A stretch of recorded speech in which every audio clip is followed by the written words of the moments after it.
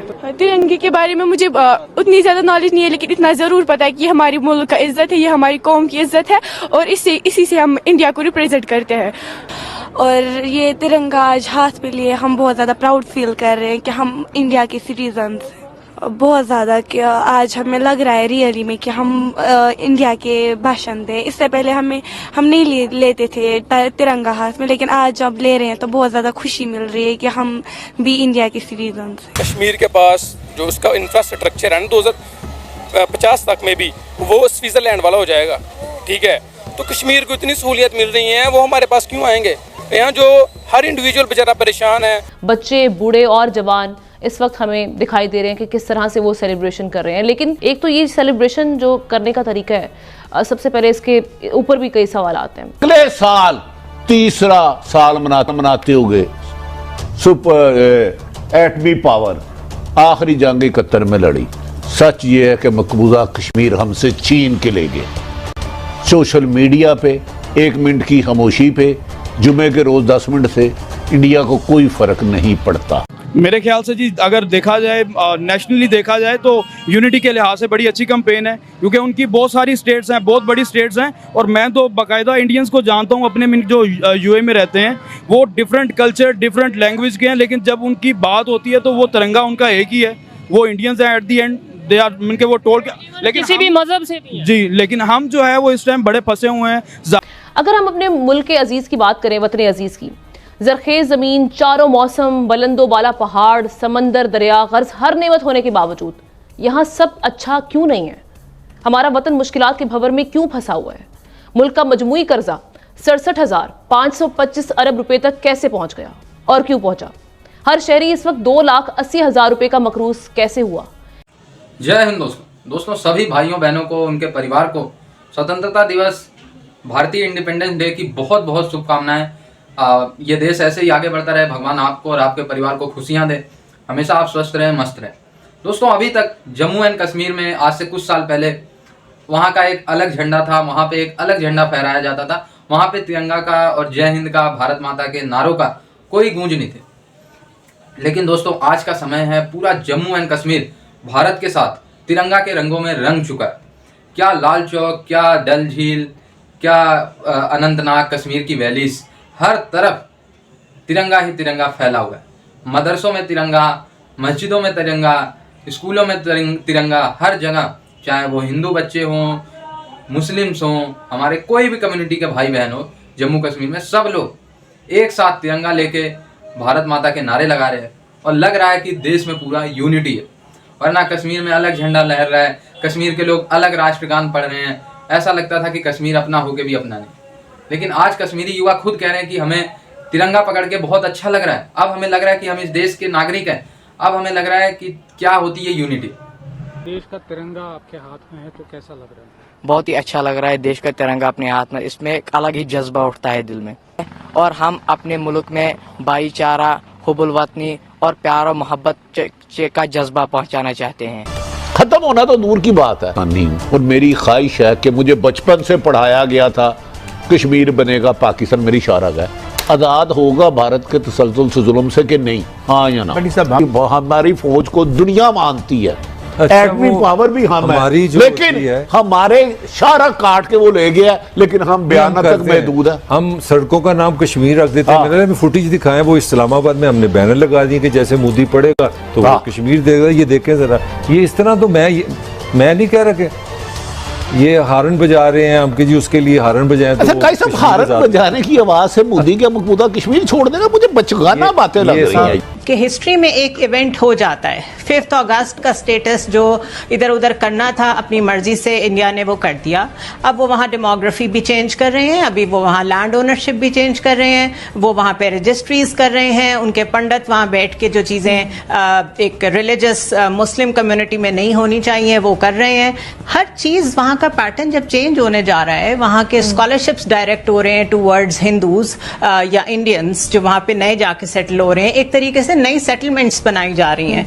तो क्या सिर्फ ये बयान काफी है या आपकी जो फॉरेन ऑफिस की डायरेक्शन है वो एक्टिवली यूनाइटेड नेशंस या बाकी फोरम्स पे जाके उसको रुकवाने पे उसका फोकस होना चाहिए था? यानी चीजों Because को एक मजीद वाकया क्लियर हो गया, होना चाहिए। अब आप 3 साल क्या उस पर सिर्फ बोलते रहेंगे? नहीं, मैं ये कह रही हूँ कि जो डेमोग्राफी वहां चेंज हो रही है उसको रोकने के लिए आपने क्या किया है? क्योंकि अगर उसको आप नहीं रोकेंगे तो उसके बाद सिर्फ स्टेटस तक बात नहीं रह जाएगी, सब कुछ ही चेंज हो जाएगा अंदर का नक्शा।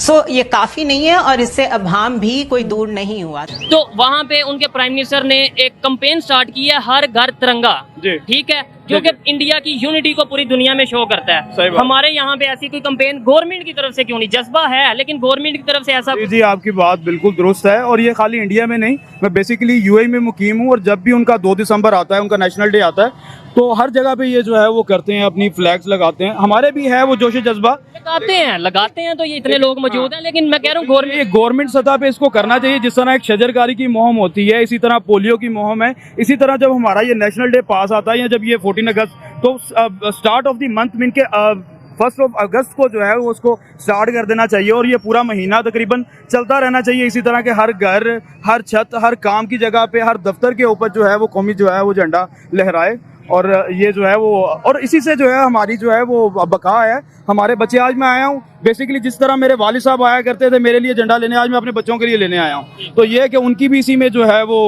होगी कि भाई यही जो है हम पाकिस्तानी हैं, और इसी से आज़ादी की कदर होगी, उन्हें एक आज़ाद माहौल में रहने की। बिल्कुल दुरुस्त कह रहे हैं। तो इंडिया का ये जो कैंपेन है, इसको आप कैसा देखते हैं?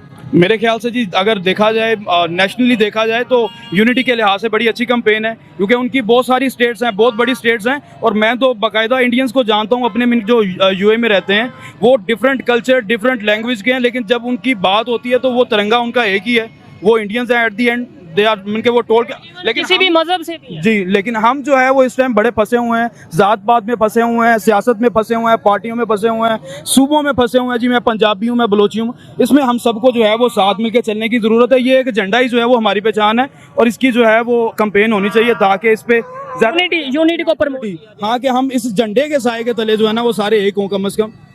बाकी बाद में वो सारे मज़ाहिब, सूबे और पार्टियां ये बाद में है, ये झंडा सबसे पहले, इसके नीचे हमें जो है वो इकट्ठे होना है। आपको नहीं लगता कि जब तक ऐसी सोच, ऐसी अवेयरनेस जैसे इंडिया में है, कि आपने खुद आपके बकौल आपने ये बोला कि वो जो भी होते हैं, कोई सिख होता है, कोई हिंदू होता है, या कोई किसी कबीले से, कोई किसी कास्ट से बिलोंग करता है, लेकिन जब इंडिया की बात आती है वो एक झंडे के नीचे। बिल्कुल ऐसा ही है। बिल्कुल पाकिस्तान में ऐसे कैसे होगा? क्या चीज करने की जरूरत है कि पाकिस्तान में इस चीज का पता चल जाए कि भाई मुल्क एक अलहदा चीज है, मजहब एक अलहदा चीज है, जात एक अलहदा चीज है। जब मुल्क की बात आएगी तब तो हम सब एक हों। बिल्कुल दुरुस्त बात।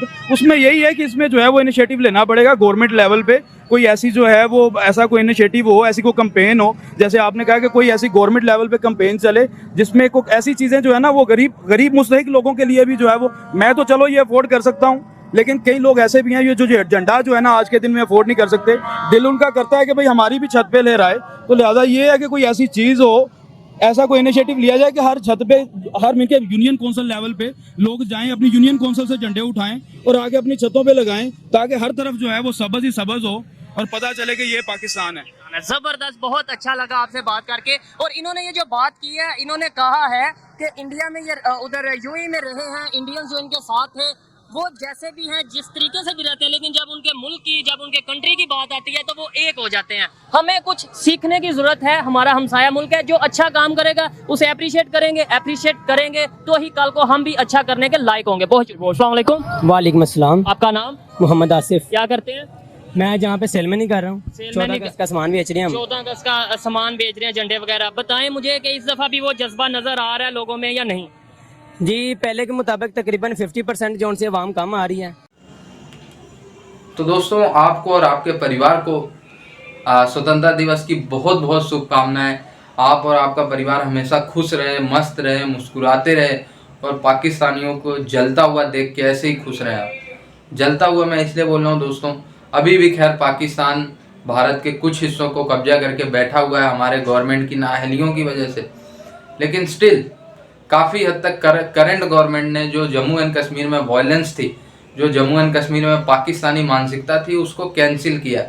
आज पाकिस्तानी मानसिकता आपको जम्मू कश्मीर में लगभग नाम मात्र को देखने को मिलेगी। है, मैं ये नहीं कह रहा, कुछ गद्दार हैं जो आतंकवादियों को जगह देते हैं, तभी तो हमारे जवान शहीद होते हैं। मैं ये नहीं कह रहा पूरा जम्मू एंड कश्मीर सेफ हो गया, लेकिन हाँ बहुत सुधार आया। जुड़े रहे ऐसी वीडियोस के लिए, तब तक के लिए धन्यवाद। जय हिंद।